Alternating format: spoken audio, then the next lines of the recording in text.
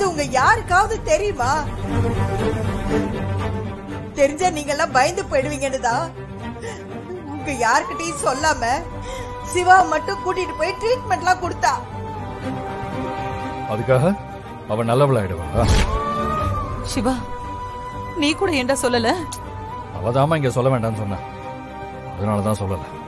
அதை வச்சு அவ என்ன பிளான் பண்ணிருந்தா? ஐயோ அண்ணா, அதெல்லாம் சரி. இந்த மணிமேகலை நல்லவ மாதிரி இந்த குடும்பத்தையே சுத்தி சுத்தி வந்தாளே, அவ தம்பி தாசு அவன் நல்லவனா?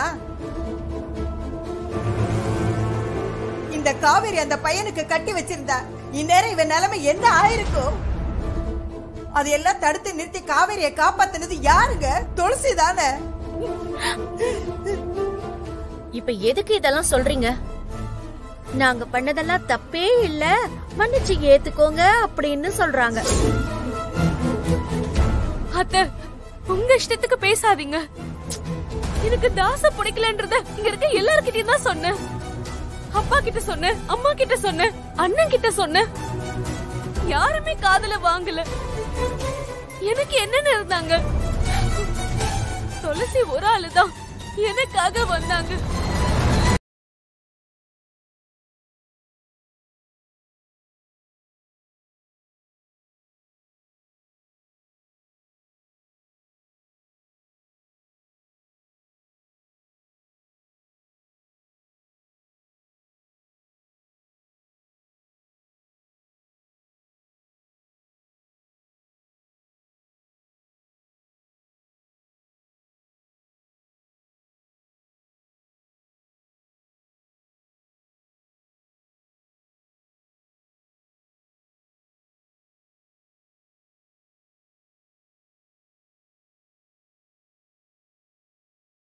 அந்த பொண்ணு நகை பணத்துக்கு ஆசைப்பட்ட மாதிரியும் தெரியல.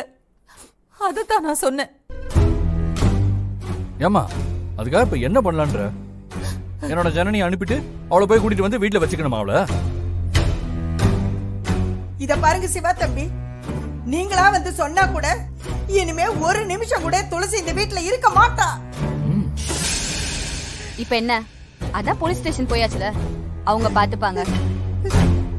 என்னங்க, வாங்க போலீஸ் ஸ்டேஷனுக்கு போலாம். துளசிய போலீஸ் கூட நம்ம அனுப்புனது தப்பு.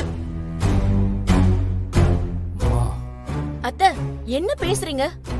இதுக்கு போலீஸ் ஸ்டேஷனுக்கு அனுப்பாம அவார்டா கொடுப்பாங்க. சும்மா வாய்க்கு வந்தபடி பேசாதீங்க. சிவா இருந்த நிலைமையில அந்த பொண்ணு மட்டும் இங்க கொண்டு சேர்க்கலன்னா என்ன ஆயிருக்கும்?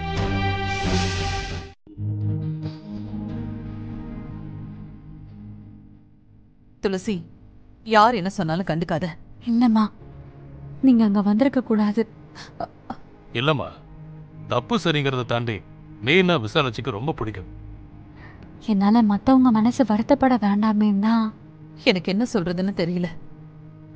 உனக்கு ஏதாவது ஒரு நல்ல வழி காட்டாம உன்னை அனுப்ப முடியாது. மனசு உடைஞ்சிராத. நீ முதல்ல உள்ள வா.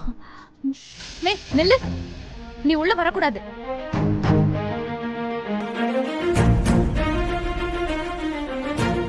ஜனனி, கையெடு. சிவா, துளசி உள்ள வந்தா நான் வெளியே போயிருவேன். அப்பா, எதுக்குப்பா இவங்களை திரும்பவும் கூட்டு வந்தீங்க? ப்ளீஸ் அமுச்சு விடுங்கப்பா. சிவா, துளசி கொஞ்ச நாளைக்கு இங்க தாண்டா இருப்பா. சிவா, நான் போயிடுவேன். சத்தியமா நான் சொல்றேன். சிவா, சொன்னா இவ கேட்க மாட்டாளா? ஜனனி சொல்றதுல என்ன தப்பு இருக்கு? இப்ப எதுக்கு திரும்ப இவ்வளவு கூட்டிட்டு வந்தீங்க? மா, ஏதோ பிளான் பண்ணிட்டாங்க போல. பத்மா, அவர்தான் பேசிட்டு இருக்காருல்ல, ஏன் எதிர்த்து பேசுறீங்க? என்ன பழக்கம் அது? பேசவே கூடாதா? என்ன பண்றது? இந்த துளசி இருக்காள்ல, அவ உங்களை ஏதேதோ பேசி மயக்க வச்சிருக்கான். இங்க யாரும் பேசக்கூடாது. சரி சரி, நான் வாய பொத்திக்கிறேன். பொண்ணு, பேச வேண்டாம்னு யாரும் சொல்லல, பார்த்து பேசுன்னு தான் சொல்றேன். நீங்க ஏன் சொல்ல மாட்டீங்க? நான் உங்க வீட்டுல இருக்கேன்ல, அதனால நீங்க என்ன வேணாலும் பேசுவீங்க. பத்மா, என்ன பேச்சு பேசுற? எப்ப பார்த்தாலும் இதே பாட்டா பாடுற. விசாலாச்சிட்டி அப்படி பேசுனா வேற யார்கிட்ட பேச மாட்டேன். இப்ப எதுக்குப்பா இவ்வளவு கோவப்படுறீங்க? டேய், நீ பேசாதடா. உனக்கு எதுக்கும் சம்பந்தம் இல்ல. பத்மா, மனசார சொல்லு, உன் மக வேற என் மக வேறன்னு என்னைக்காச்சும் விசாரிச்சு பாத்திருக்காளா? இல்ல உன் மகளை நீதான் வளர்த்திருக்கியா? பெத்து போட்டது மட்டும்தான் நீ. உன் பொண்ணு ரம்யாவை தூக்கி வளர்த்தது எல்லாம் என் விசாலாட்சிதான். எப்ப பாரு உன் வீடுன்னு சொல்றிய, என்னைக்காவது இது என் வீடு என் குடும்பம்னு விசாலாட்சி சொல்லிருக்காளா? விசாலாட்சியை பத்தி நீ எவ்வளவு குறை சொல்லிருப்ப. உன்னை பத்தியும் உன் பொண்ணை பத்தியும் இது நாள் வரைக்கும் ஒத்த வார்த்தை தப்பா சொல்லிருப்பாளா விசாலாட்சி? மனசு முழுக்க அழுக்க வச்சுட்டு பேசாத. இத பாரு, விசாலாட்சி உங்களை தப்பா நினைச்சா ஒரு நாள் கூட நீங்க இங்க இருக்க முடியுமா சொல்லுங்க.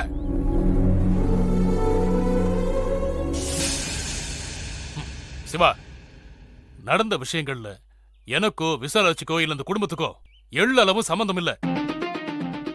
ஏய், கல்யாணம் ஆகி முழுசா 3 நாள் கூட இல்லடா. இந்த பிரச்சனைக்கு சரியா ஒரு முடிவு எடுக்கணும்.